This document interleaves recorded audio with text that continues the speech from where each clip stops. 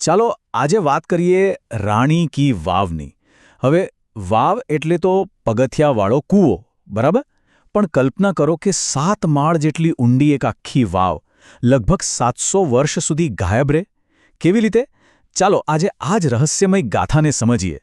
તો સવાલ એ છે કે આટલી ભવ્ય 7 માળની એક અજાયબી લગભગ 700 વર્ષ સુધી દુનિયાની નજરથી ગાયબ કેવી રીતે રહી શકી? આ કોઈ સામાન્ય વાત નથી. આ તો એક એવા ખજાનાની વાત છે જે સદીઓ સુધી જમીનની નીચે દટાયેલો પડ્યો રહ્યો.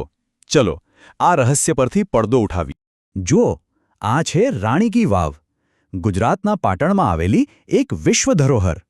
આને લોકો ઊંધું મંદિર પણ કહે છે. કેમ? કારણ કે મંદિર તો જમીનથી ઉપર બને, ખરું ને? પણ આ તો જમીનની નીચે ઊંડે ને ઊંડે ઉતરતું એક મંદિર છે.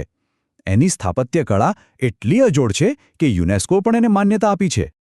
તો આટલી ભવ્ય વાવ કોણે અને શા માટે બનાવી?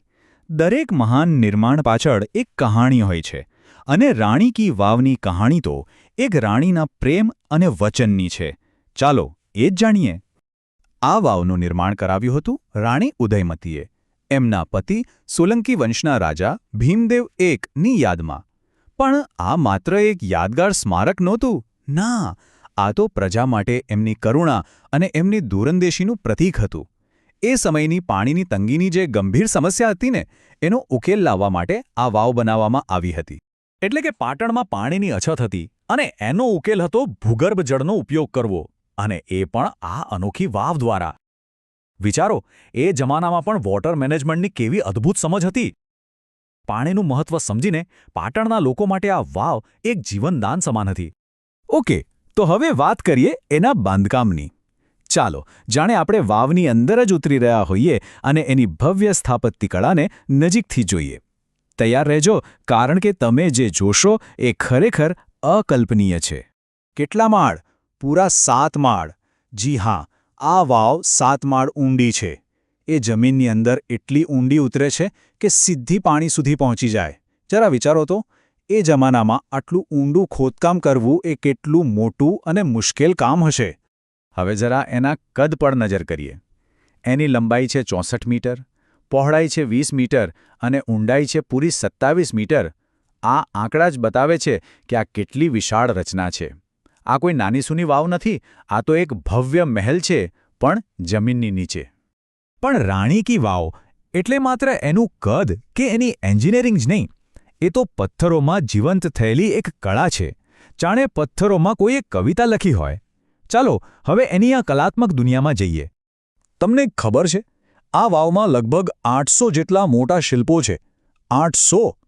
અને દરેક શિલ્પ, દરેક મૂર્તિ જાણે પોતાની એક અલગ જ વાર્તા કહેતી હોય. પૌરાણિક કથાઓ, દેવી દેવતાઓ, રોજિંદા જીવન, બધું જ આ પથ્થરની દિવાલો પર જીવંત થઈ ઉઠે છે. જેમ કે અહીં ભગવાન વિષ્ણુના અલગ અલગ સ્વરૂપો અને મુદ્રાઓ જોવા મળે છે. દેવી પાર્વતીની તો 15 જેટલી ગેલેરીઓ છે. દેવી ગૌરીને 12 પ્રતિમાઓ છે. આ સિવાય ગણેશ, સૂર્ય, ભૈરવ જેવા બીજા કેટલાય દેવતાઓ છે. અને હા, લગભગ 300 જેટલી તો અપ્સરાઓ એટલે કે સ્વર્ગીય નૃત્યાંગમાઓના શિલ્પો છે. દરેક માળ, દરેક ખૂણો કલાકારીથી છલકાય છે. જરા આ જુઓ, આ દિવાલો પરની કોતરણી જુઓ, કેવી અદ્ભુત કલાકારી છે, નહીં? દરેક નાની નાની વિગત પર કેટલું ધ્યાન આપવામાં આવ્યું છે. ખરેખર એ સમયના કારીગરોને સલામ કરવી પડે, જેમણે પથ્થરોમાં જાણે જીવ પૂરી દીધો. તો ફરી પાછા આપણે એ જ સવાલ પર આવીએ. જો આ વાવ આટલી ભવ્ય હતી, આટલી વિશાળ હતી, તો પછી એ ગાયબ કેવી રીતે થઈ ગઈ? આટલો મોટો ખજાનો આખી દુનિયાથી સદીઓ સુધી છુપાયેલો કેવી રીતે રહ્યો? આનો જવાબ કુદરત પાસે છે. થયું એવું કે નજીકમાં જે સરસ્વતી નદી વહેતી હતી, એમાં એક ભયંકર પૂર આવ્યું, અને એ પૂરના પાણી સાથે આવેલો કાંપ અને માટી એણે આખી વાવને ઉપરથી નીચે સુધી ઢાંકી દીધી. જાણે કે ધરતીએ આ ખજાનાને પોતાની અંદર સમાવી લીધો. અને કેટલા સમય માટે? 1-2 વર્ષ કે 100-200 વર્ષ નહીં, પૂરા 700 વર્ષ માટે. 7 સદીઓ સુધી આ અદ્ભુત વાવ પૃથ્વીના પેટાળમાં દટાયેલી રહી અને રાહ જોતી રહી કે ક્યારેક તો કોઈક એને ફરીથી શોધી કાઢશે. પણ વાર્તા અહીં પૂરી નથી થતી. હકીકતમાં અહીંથી તો એક નવા અધ્યાયની શરૂઆત થાય છે. એની પુનઃશોધની અને એને આખી દુનિયામાં માન્યતા મળવાની. એક એવી ગાથા જેણે રાણી કી વાવને ફરીથી જીવંત કરી દીધી. ચાલો એની આખી સફર પર એક નજર કરીએ. લગભગ 1063 એડીમાં એનું નિર્માણ થયું. પછી 13મી સદી પછી એ સરસ્વતી નદીના પૂરમાં દટાઈ ગઈ.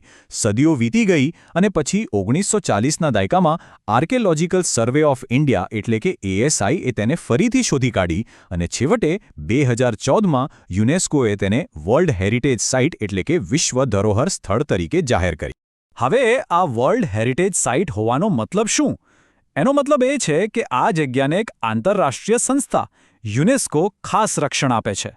આ માન્યતા એ વાતનો પુરાવો છે કે રાણી કી વાવ માત્ર ભારત માટે જ નહીં પણ આખી દુનિયાના સાંસ્કૃતિક, ઐતિહાસિક અને વૈજ્ઞાનિક વારસા માટે ખૂબ જ મહત્વની છે.